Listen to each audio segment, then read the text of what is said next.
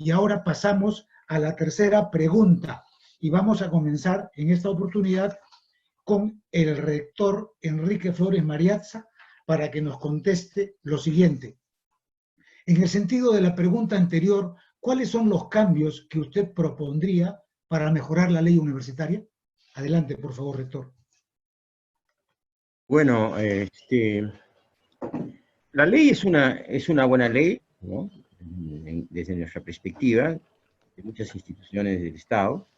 Ha contribuido significativamente a un cambio sustancial en la calidad educativa y en la calidad también de la oferta, ¿no?, que estas universidades hacen al conjunto.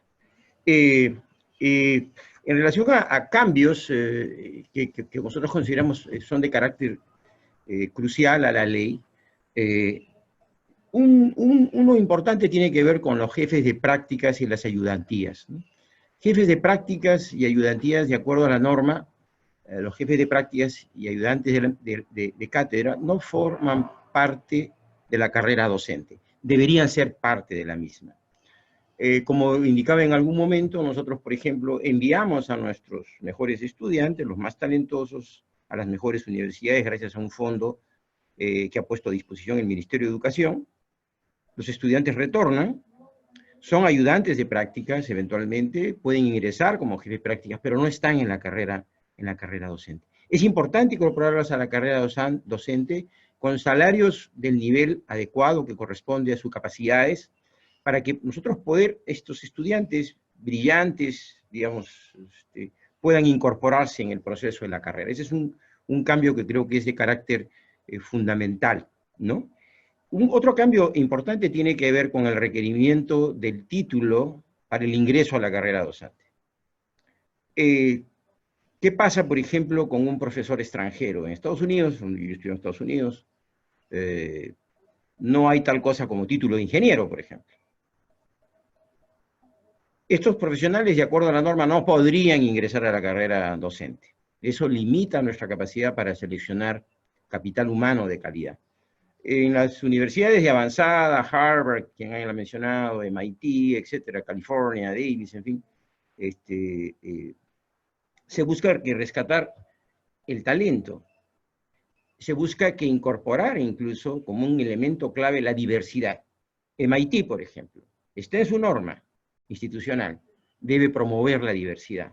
Profesores de India, Japón, competencias abiertas para cátedras, incluso para ejercer la rectoría, son concursos abiertos. Entonces, ya nos ha pasado, vienen profesores internacionales que quieren venir a la universidad a enseñar, no pueden ingresar a la carrera docente porque no tienen el título de ingeniero. Entonces, esa es una corrección que tiene que hacerse. La norma debería decir que tengan el título de ingeniero o un grado avanzado, como siempre fue en la Universidad Agraria y nos permitió como universidad en el pasado incorporar a profesores de otros países de alta calidad, tener concursos abiertos que son tan importantes para seleccionar capital humano de alto nivel. Ese es un punto que creo, segundo cambio que nosotros como universidad propondríamos, digamos. El otro tema tiene que ver con, fíjense ustedes, la norma establece que los profesores tienen 5 años para optar el grado de maestría o doctorado, ¿no? Con maestría pueden ser hasta profesor asociados, pero para ser profesor principal usted necesita tener un grado de PhD o doctor, ¿correcto? Entonces, ¿qué ha pasado en muchas universidades? Yo soy profesor, por ejemplo, de ingeniería mecánica o mecatrónica. Bueno, me exigen un doctorado, voy y hago un doctorado pues en medio ambiente, o hago un doctorado en educación, o hago un doctorado en economía.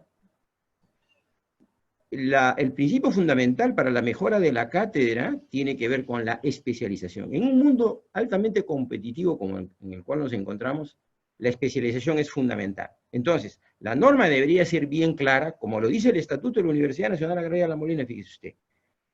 Si yo hago mi maestría y enseño una cátedra de mecatrónica, mi maestría debe estar relacionada a la mecatrónica. Si mi cátedra es en ingeniería de sistemas o robótica, mi maestría y mi doctorado debería ser en un área relacionada a mi cátedra o a las carreras que ofrece la universidad.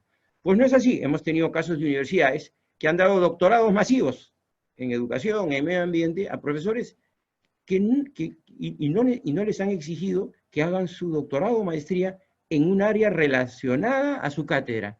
Ese es un tema de orden fundamental. No vamos a poder avanzar nosotros en el futuro en una universidad de calidad donde los profesores no optan los grados. Entonces, no solamente es cuestión de ampliar, se ha ampliado el plazo para la obtención de grados hasta noviembre del próximo año, pero debe ser la norma bien clara que los grados deben ser en el área de la cátedra que el profesor ejerce o en la especialidad o carreras que ofrece la institución universitaria. Ese es un cambio fundamental. De lo contrario, no vamos a alcanzar los niveles de competencia que necesitamos. Se lo digo, he tenido la oportunidad, digamos, de andar en universidades donde mi formación, he visto mucho de la educación a nivel internacional, y créanme ustedes, universidades del nivel como MIT, Harvard, Boston, California, Berkeley, exigen una especialidad en una cátedra relacionada.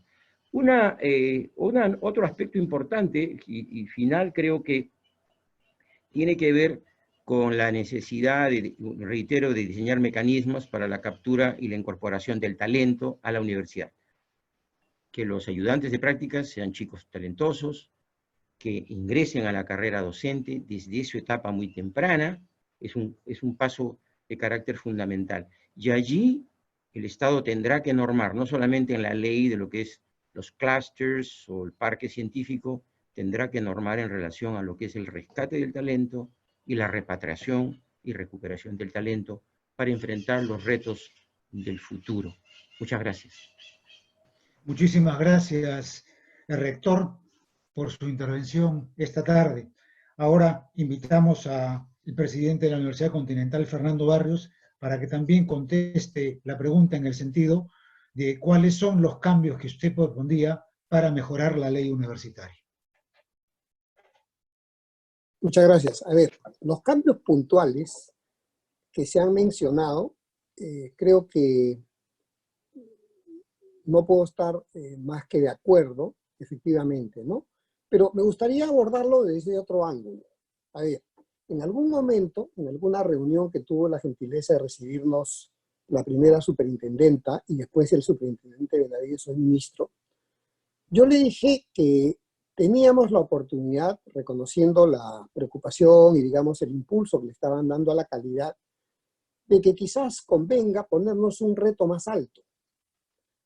Y el reto era, ¿por qué no construimos juntos un ecosistema que permita a la universidad peruana ser innovadora, de acuerdo a los tiempos?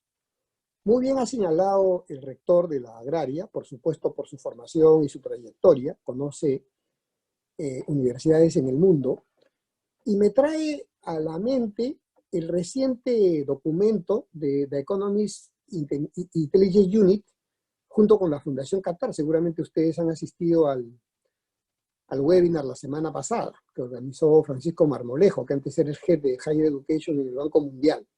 Bueno, ellos han emitido un documento y dicen que en el futuro van a haber 5 tipos de universidades. Hablan de universidad abierta, con oferta hacia todo el mundo, probablemente ni siquiera regulada.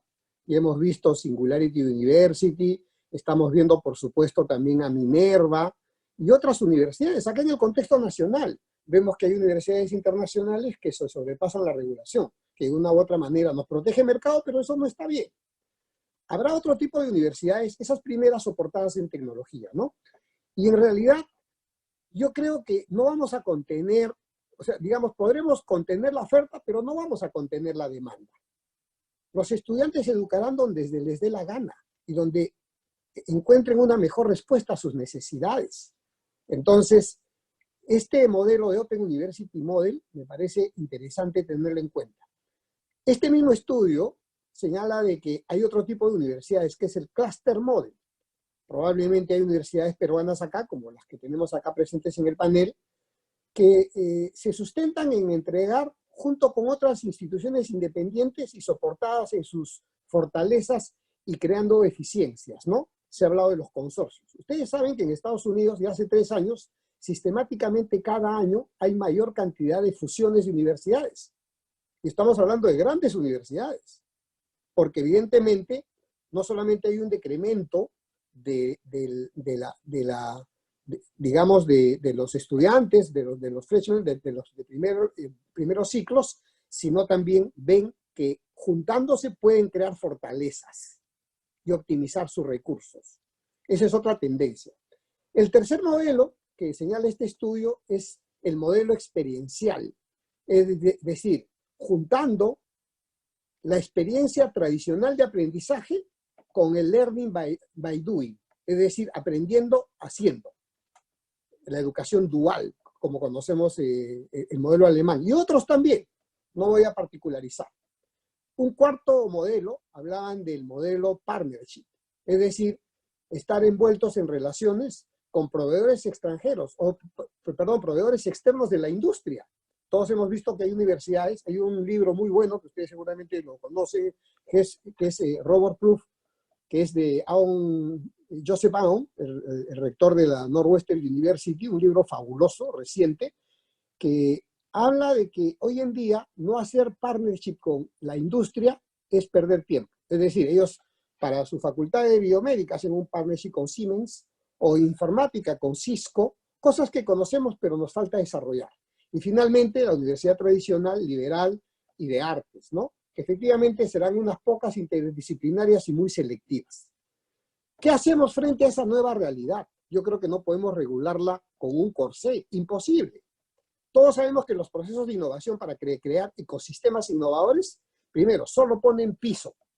Este es el piso mínimo, que es el licenciamiento, las condiciones básicas, la acreditación. Pero dejemos el techo un poco libre.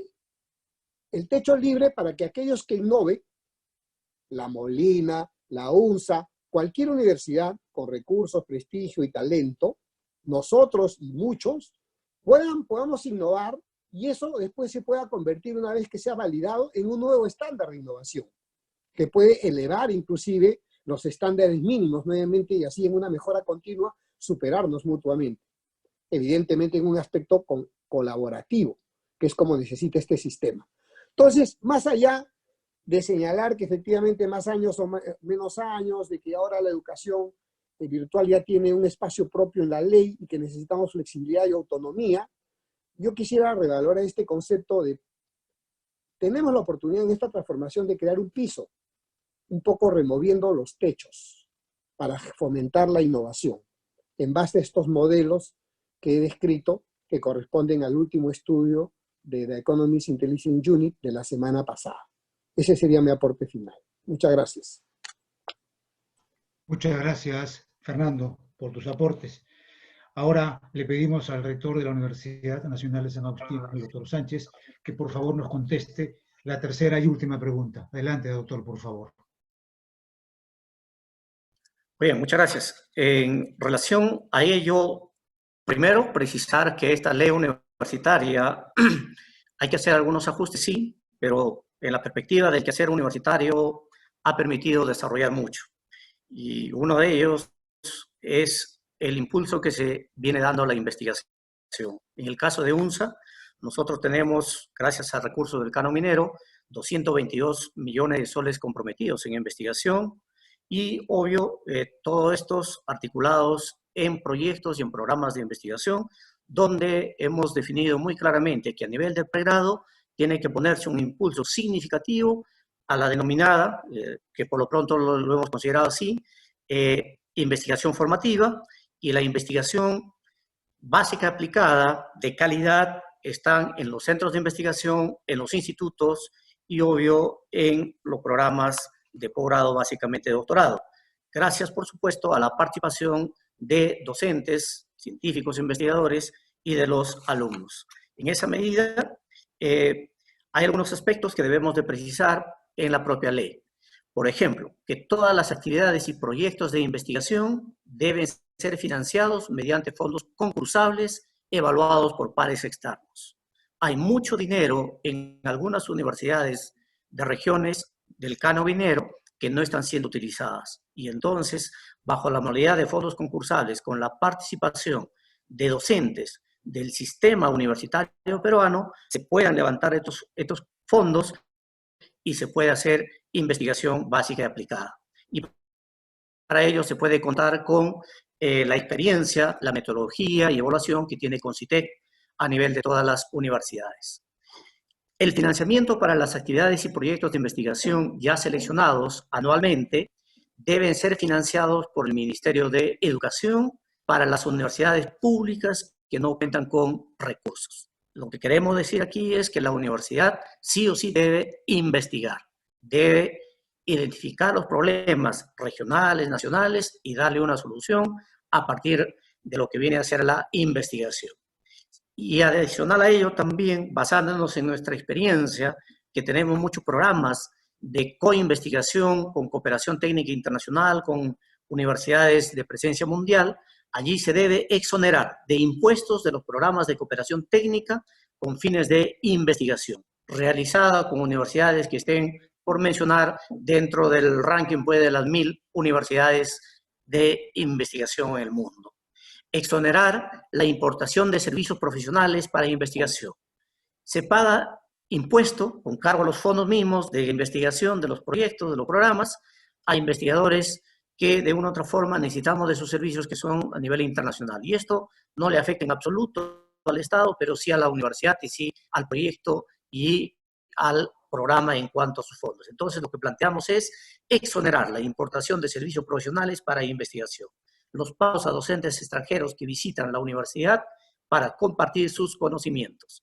La importación de equipos de última tecnología para investigación y también es muy importante, pese a que en algún momento CONCITEC se comprometió a trabajar con el Congreso, pero no lo tenemos, es exonerar la importación de insumos y suministros para laboratorios con fines académicos y de investigación.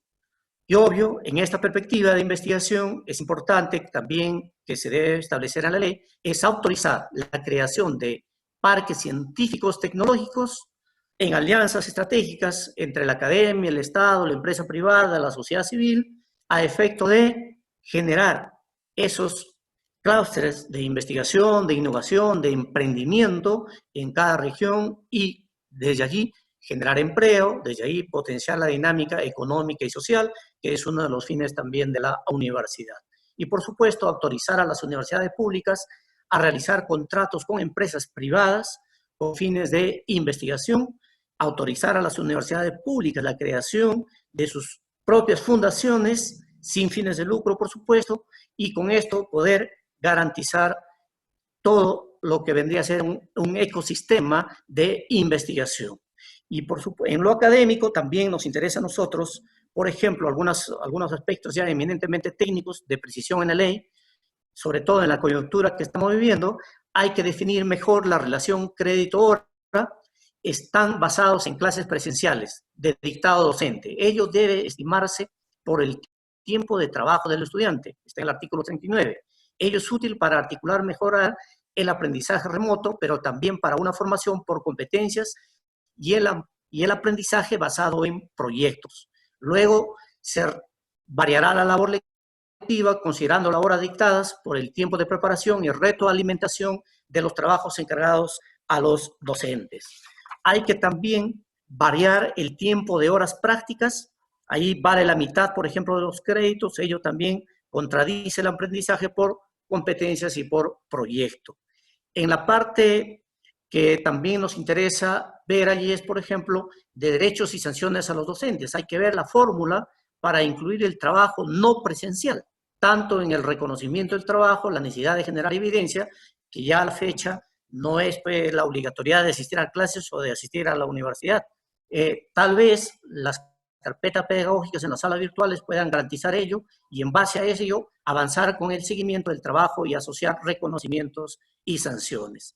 Fuera de la coyuntura, podemos nosotros también precisar que es importante precisar este tema de la investigación del bachillerato. Probablemente hay que evaluar allí también esos aspectos que lo plantea la ley o precisarlo con una mayor claridad en relación a ello. Y obvio, la modalidad de la graduación y de la titulación también en cuanto se refiere a estos trabajos de investigación. Reducir allí un aspecto importante que es reducir un requisito de contrato para auxiliar la experiencia laboral a 2 años y poner como alternativa el haber publicado, por mencionar, 3 artículos científicos o haber hecho docencia universitaria en materia a fines del contrato. En el artículo 88, por ejemplo, de la ley universitaria, incluir en los derechos del docente permisos con goce de haber, por razones de participar en capacitaciones, eventos académicos, científicos, congresos, redes o otras especialidades, o acciones de responsabilidad social. En el artículo 98 del sistema de admisión, eliminar la obligación de examen de conocimientos, porque ello contraviene el enfoque de competencias de la universidad y de la educación básica. Dejarlo abierto a que cada universidad lo decida dentro de los parámetros de la propia ley universitaria y de la autonomía de la propia universidad. El currículo se debe actualizar cada 3 años, esto dice la ley, debe cambiar, debe ser evaluado cada 3 años, sí, evaluado, pero debe ser actualizado en cada ciclo formativo de la carrera, que en el caso de UNSA tenemos carreras de 5, de 6 y de 7 años. La actualización permanente del currículo debe estar en un carácter flexible, que tenga cursos electivos, que pueden variar sin afectar al estudiante para su graduación, o cursos, como le dicen allí, comodín. Algo así como seminario de temas contemporáneos o taller de temas actuales que puedan modificar el sílabo de cada año. Esto también nos llevará a ver entonces, dentro de la ley, un sistema de equivalencias en créditos y acuerdos de contenidos que agilicen la movilidad estudiantil nacional e internacional. Y por supuesto, esto de la tercera matrícula también, que dice los alumnos de tercera matrícula deben ser suspendidos por 1 año. Ahí el planteamiento es, si se desaprueba en tercera matrícula, se matricule solo en ese curso, y si se desaprueba, se va. Si aprueba, vuelve a su matrícula normal. Y obvio, también nos interesa articular y precisar en la ley, por ejemplo, muchos de los ministerios tienen programas de investigación, programas de innovación, programas de responsabilidad social, y con fondos que a la larga no hay un seguimiento, no se ve el resultado, no se ve el impacto. Entonces, estos fondos deben ser articulados y deben ser ejecutados con la academia, con la universidad. Esos son algunos alcances que podríamos dar nosotros en estos aspectos técnicos a la ley 3220. Muchas gracias. Gracias a usted, rector. Realmente numerosos ajustes y muy interesantes, pero sobre todo aquellos que están referidos con el tema de investigación, que evidentemente marcan la pauta de lo que están haciendo allá en Arequipa y con los 200 millones que han invertido. Felicitaciones, rector. Ahora vamos a darle finalmente el uso de la palabra al ingeniero Dextre, presidente de la Universidad Científica del Sur, para que nos dé respuesta a la pregunta sobre los cambios que propondría para mejorar la ley universitaria. Adelante, por favor, ingeniero Dextre.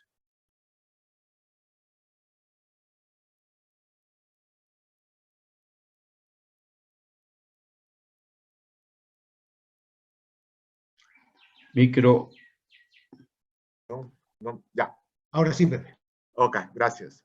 Decía que antes de pasar a las diapositivas y aportar, digamos, concretamente las modificaciones que creemos son necesarias a la ley, yo quería, en un ánimo didáctico, ¿no? Tú ya has adelantado algo, en un ánimo didáctico, en función a ese espíritu de una competencia colaborativa, señalar algunas precisiones en relación a la universidad privada y dentro de ella a la universidad asociativa.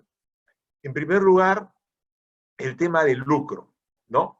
El lucro es el derecho que tiene un inversionista a usufructuar la utilidad, ¿correcto? Entonces, en nuestro país, en la década del 90, se considera, en un estado quebrado, todos los que tenemos algunos años sabemos, ¿no?, lo que fue nuestro país en ese momento, que las carreteras no existían, no habían radiografías, estábamos peor que algún país que hoy día está más o menos en una situación parecida, miles de peruanos migrando.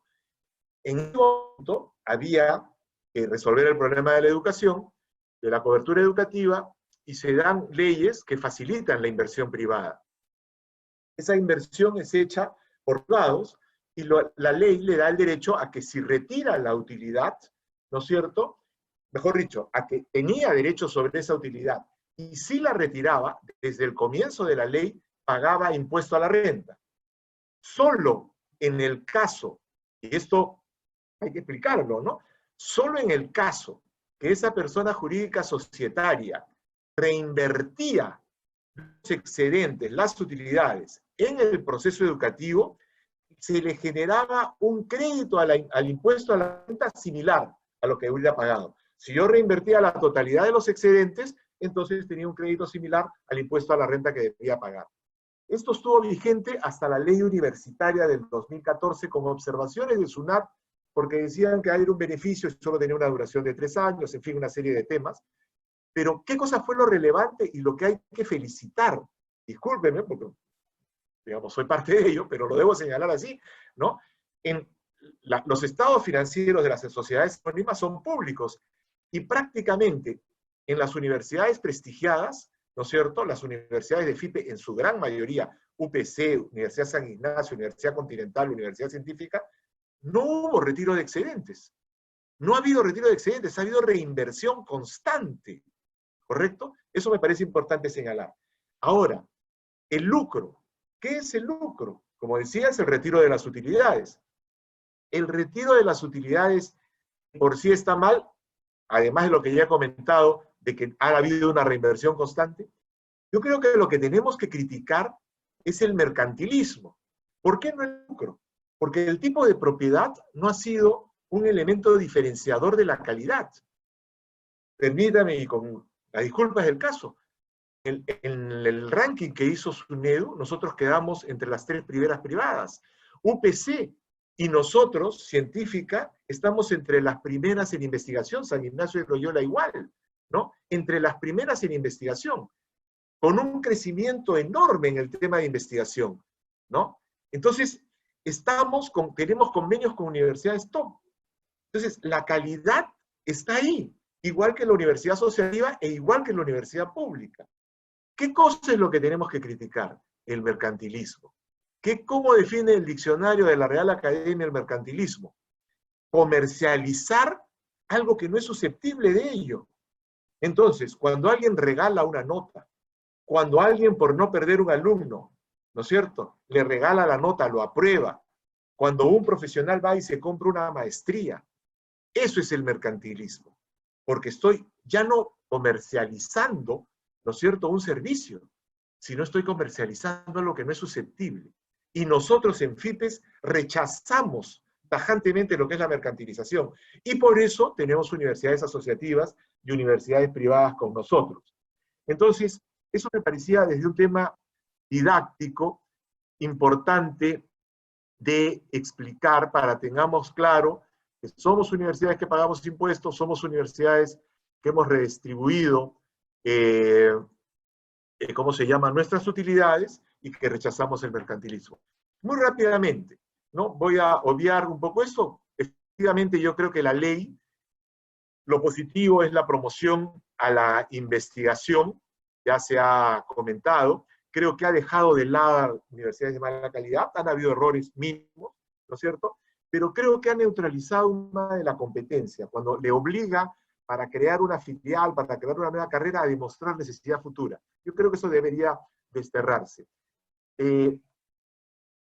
Muy concretamente, un primer tema que nosotros planteamos, en este caso lo plantea José Dextre, no FIPES, un primer tema que nosotros planteamos, o que yo planteo, perdón, es la modificación del Consejo Directivo. Yo creo que el Consejo Directivo debe representar a la sociedad civil, a la universidad pública, privada y al Estado. Yo creo que es importante salvaguardar la autonomía, que garantiza la libertad de pensamiento.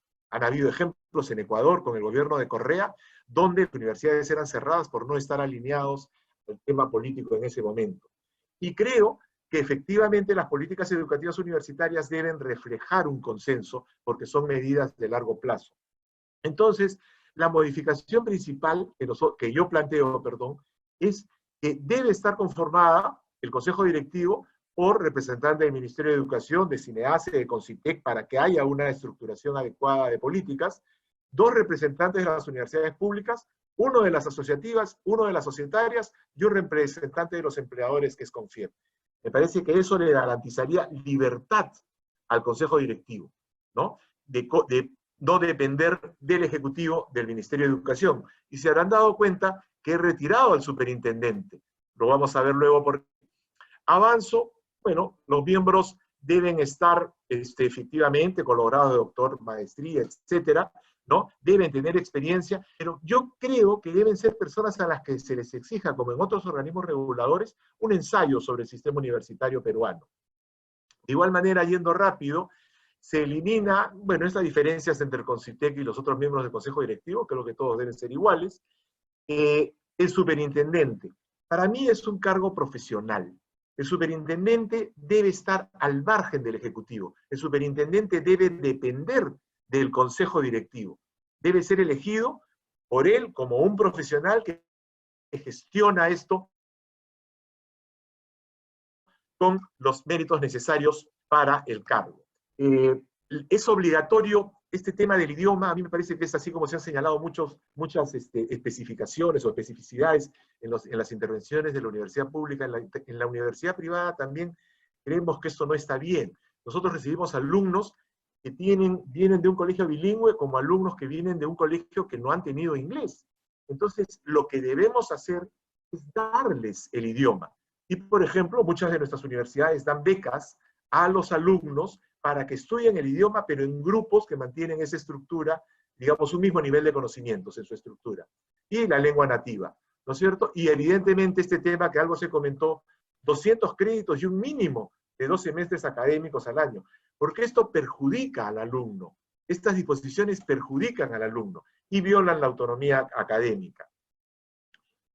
Avanzando así muy rápido, evidentemente, este tema de la modificación de la educación a distancia, que felizmente ya se corrigió, ¿no es cierto? Pero donde creo yo que el reglamento realmente debería ir hacia los temas, digamos, más de presenciales, ¿no? O sea, los temas de prácticas de laboratorio.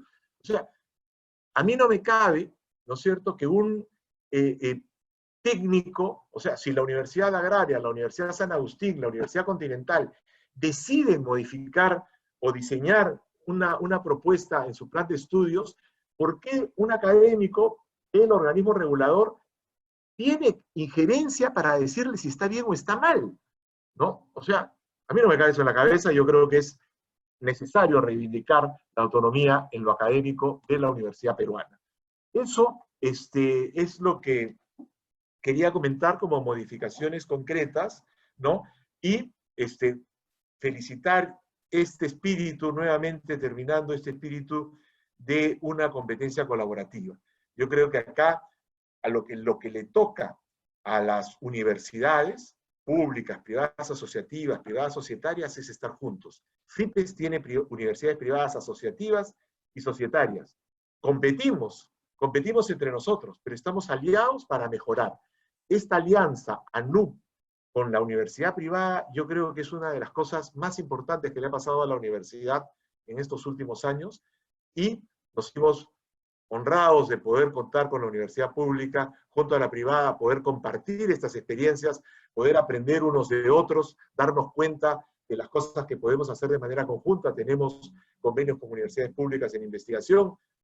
Ojalá que, digamos, podamos seguir desarrollando estos temas en esa lógica, no de exclusión, sino de colaboración. Gracias. Muchas gracias, ingeniero Dextre. Con esta participación agradecemos muchísimo a los rectores de las universidades públicas y privadas, al rector Robel Sánchez Sánchez, de la Universidad Nacional de San Agustín de Arequipa, al rector Enrique Flores Mariaza, rector de la Universidad Nacional Agraria de La Molina, a José Dextre Chacón, presidente de la Universidad Científica del Sur, a Fernando Barrios, presidente de la Universidad Continental, y en mi nombre agradezco al rector Oreste Cachay, presidente de ANUP y rector de San Marcos, y a Juan Manuel Ostoja, presidente de FIPES y CEO de la Universidad San Ignacio Loyola, por haberme permitido asumir este encargo de la relatoría en esta tercera mesa. Y solamente me queda ceder el uso de la palabra a Juan Manuel Ostoja para la clausura del evento. Adelante, por favor, y muchas gracias por todo. Para terminar, agradecemos a todos los asistentes a esta tercera mesa académica organizada por ANUP y por FIPES. Esperamos que los aportes brindados esta tarde nos permitan contribuir a la mejora de la educación superior en nuestro país. Vivimos una era de cambio, como algunos dicen, un cambio de era. Somos conscientes de que el impacto de la pandemia del COVID-19 va a tener un efecto significativo, permanente en nuestra sociedad, en la economía, por supuesto, en la educación. Requerimos así que la educación que ofrecemos a nuestros jóvenes esté a la altura de estos nuevos desafíos y nos permita ser competitivos en este nuevo mundo digital. Es el compromiso de todos los presentes, de las universidades públicas y de las universidades privadas. Y ese es el objetivo de todos los peruanos. Que en educación no nos olvidemos, está en juego no solamente el futuro de nuestros jóvenes, en educación está en juego el futuro de nuestro Perú. Muchas gracias. Finalmente, las palabras del rector Cachay para que pueda clausurar este evento por hoy. Muchas gracias. Adelante, rector. Bueno, ha sido una jornada bastante prolongada, larga, y hemos recogido opiniones, versiones muy constructivas. Y eso es lo que se quiere. El país va a ser grande si todos trabajamos en ese mismo sendero, en ese mismo objetivo. Yo agradezco a cada uno de los panelistas, sus opiniones han sido muy fructíferas y sigamos para adelante. Es nuestro país quien se beneficia con nuestra unión. Y damos por clausurado este tercer encuentro y seguiremos coordinando más porque si en ese camino nos encontramos, vamos a encontrar una solución muy pronto. Y creo que Luis Dioses, presente acá en esta reunión, ha podido ser testigo de que venimos trabajando arduamente por la educación peruana. Muchísimas gracias y damos por concluido este taller. Muy amable. Gracias. Gracias. Muy bien, gracias. Gracias. Terminamos, ¿no? Muchas gracias. Gracias, hasta luego. Hasta luego. Gracias, rector Enrique. Chao, Roel, un abrazo fuerte a todos. Cuídense. Un abrazo, Enrique. Y un abrazo a todos también. Me despido. Fernando. Un gusto haber compartido con ustedes, Enrique y Roela. Un gusto y ahí para colaborar en lo que se Gracias. pueda. Gracias, José. Gusto de saludarte. De igual manera, gracias. Listo. Luis, mucho gusto. Gracias. Gracias. A todos, un abrazo fuerte. Cuídense.